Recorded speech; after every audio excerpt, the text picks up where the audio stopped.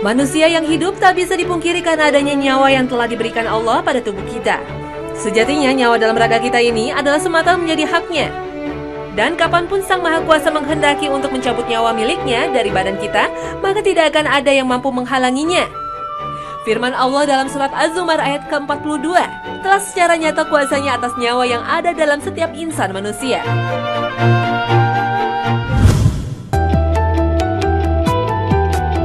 Urusan nyawa dalam kajian Islam memang menjadi kuasa penuh Allah SWT. Dan umat manusia melalui dunia kedokteran menemukan parameter bahwa seseorang dikategorikan masih hidup atau mati dilihat dari adanya aktivitas dari 3 organ ini, yaitu otak, jantung, dan paru-paru.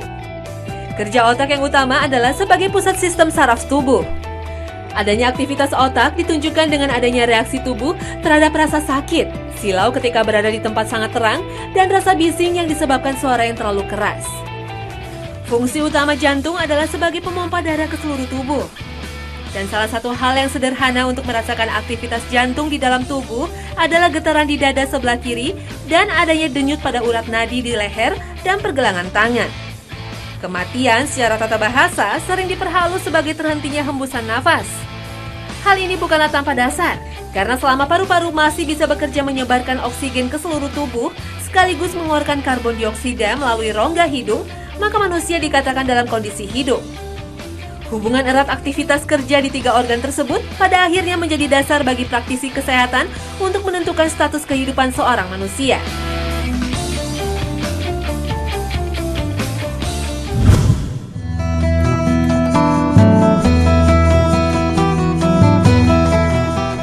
Otak adalah pusat sistem saraf dalam tubuh kita.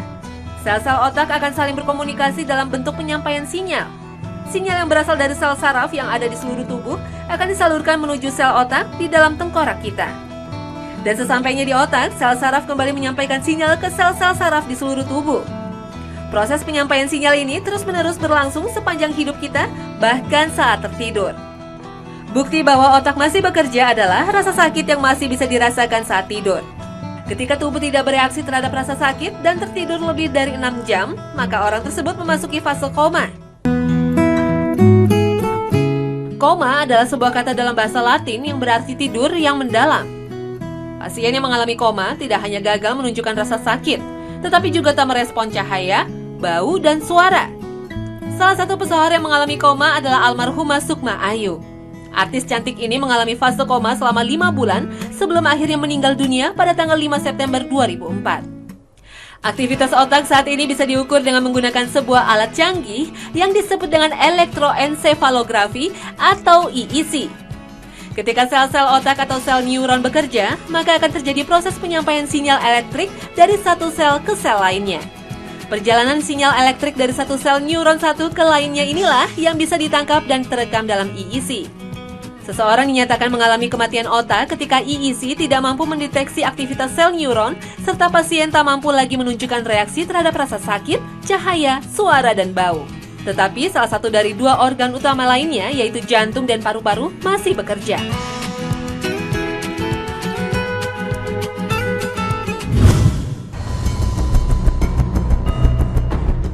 Jantung adalah organ pemompa darah yang terletak di rongga dada sebelah kiri. Meski sangat vital, jantung pria dewasa hanyalah seberat 350 gram saja. Salah satu pertanda kehidupan manusia adalah adanya detak jantung dan nadi pada pembuluh darahnya. Ketika jantung berhenti berdetak, maka kemungkinan besar seseorang akan menuju ke pintu kematian. Tapi perkembangan teknologi mampu menciptakan sebuah piranti yang mampu membuat jantung terus-menerus berdenyut. Dan alat ini disebut dengan alat pacu jantung. Alat pacu jantung atau pacemaker adalah solusi bagi pasien dengan kondisi jantung yang lemah. Penderita lemah jantung bisa disebabkan karena sifat yang diturunkan dari orang tuanya atau karena gaya hidup yang tidak sehat. Dan merokok adalah salah satu contohnya. Pemakaian pacemaker adalah salah satu cara terbaik yang bisa dilakukan untuk mempertahankan hidup seorang manusia.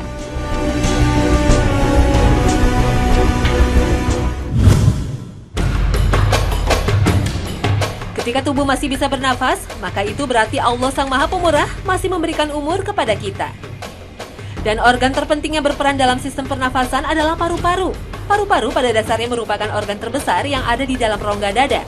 Paru-paru manusia dilindungi oleh 12 pasang tulang rusuk. Allah Sang Maha Pencipta telah menciptakan keseluruhan rongga dada memiliki elastisitas yang sempurna sehingga paru-paru mampu mengembang dan mengempis dengan baik. Kemampuan ini disebut sebagai daya ventilasi paru-paru. Ketika paru-paru kehilangan daya ventilasinya, maka hidup manusia menjadi terancam. Kegagalan paru-paru mengedarkan oksigen akan menyebabkan kematian sel-sel di seluruh organ tubuh. Keadaan ini secara medis disebut dengan hipoksida. Perkembangan teknologi kedokteran telah mampu mengkreasikan sebuah mesin yang disebut dengan medical ventilator. Fungsi utama dari mesin ini adalah sebagai pembantu kerja paru-paru dalam melakukan proses ventilasi. Kemiripan cara kerja medical ventilator dengan paru-paru membuat alat ini sering disebut sebagai paru-paru besi.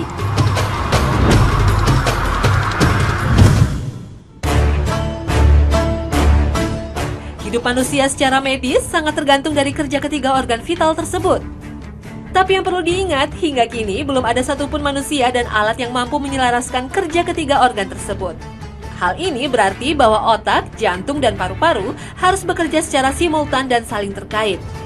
Pacemaker memang bisa mempertahankan kerja jantung. Tetapi jika otak dan paru-paru telah berhenti bekerja, maka pemasangan alat tersebut menjadi sia-sia. Hal yang sama juga terjadi pada pemakaian medical ventilator. Piranti canggih tersebut hanya dapat menggantikan kerja paru-paru saja. Bukti ilmiah ini menjadi penegas bahwa nyawa sejatinya menjadi hak penuh Allah semata. Ketika Sang Maha Kaya mengkehendaki nyawa kita untuk dicabut, maka tak ada satupun alat ciptaan manusia yang mampu mempertahankannya. Pacemaker dan medical ventilator hanyalah alat untuk menjaga kerja salah satu organ dan bukan alat penyambung nyawa. Pada akhirnya, kita seharusnya bisa bertawakal dan mempercayai kuasanya atas hidup kita. Sepanjang Allah masih mempercayakan nyawa miliknya dalam raga kita, maka kewajiban utama kita adalah beriman padanya.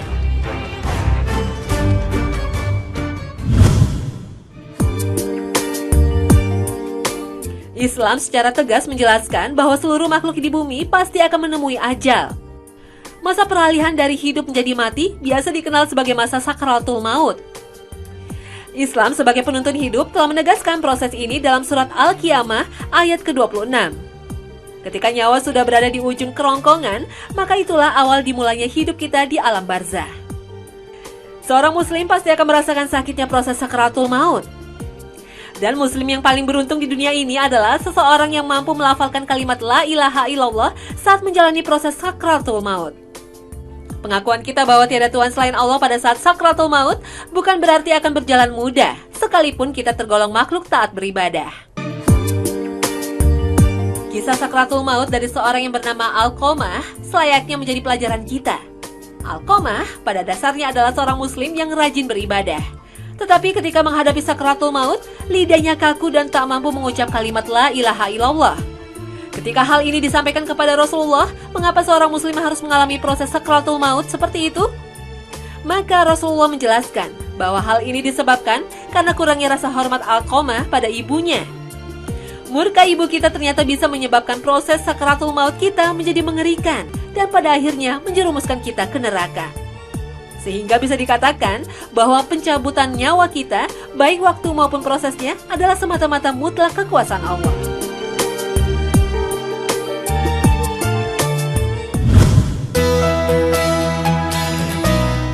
Nah pemirsa, itu tadi 3 materi hasanah yang kaya akan ilmu pengetahuan untuk menambah pengetahuan kita semua. Pertama, soal awal mula dibentuknya Ka'bah, lalu pembangunan kedua menjadi bentuk kotak oleh Nabi Allah Ibrahim alaihissalam, dan penyempurnaan terakhir oleh baginda Rasulullah Muhammad SAW. Ibadah haji atau umroh yang kita lakukan saat ini adalah napak tilas dari semua tindakan Nabi Allah Ibrahim alaihissalam, Nabi Ismail alaihissalam, dan Rasulullah Muhammad SAW. Kedua, soal penciptaan manusia dan luar angkasa. Seperti yang kita ketahui bahwa Rasulullah SAW melakukan perjalanan 1 malam dari Masjidil Haram ke Masjidil Aqsa, lalu naik ke langit ke-7 Sidratul Muntaha, merupakan bukti bahwa Islam sudah mengenalkan dimensi luar bumi sejak awal. Dan ketiga, Hasanah bicara soal sinergi organ otak, jantung, dan paru-paru sebagai parameter kehidupan dan kematian manusia. 3 organ ini menjadi syarat berlangsungnya kehidupan. Nah pemirsa, inilah akhir kebersamaan kita dalam Hasanah pagi ini. Saksikan selalu Hasanah setiap hari Senin hingga Jumat pukul 5 pagi waktu Indonesia Barat. Terima kasih atas perhatian Anda dan wassalamualaikum warahmatullahi wabarakatuh.